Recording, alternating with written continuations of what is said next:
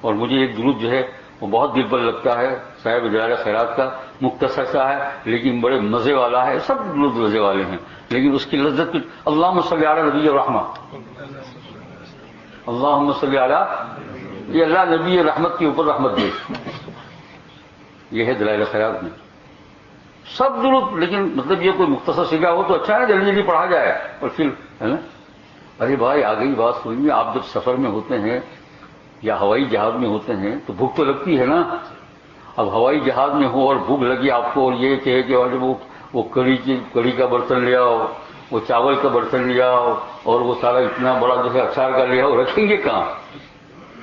تو اس وقت کیا ہوتا ہے، ایک ڈبے میں کھانا آتا ہے، لیکن ایسا لگتا ہے کہ جو گھر پر بھی کھایا ایسا مزہ نہیں آتا ہے نا۔ وہ سب چیزیں ایسی پیسہ خرچ کے بنائی ہوتی ہے مختصر لیکن لذت والی ہے نا۔ حکیم الاسلام اس کو کہتے تھے کبھی کبھی، قاری پیسہ رحمۃ اللہ علیہ۔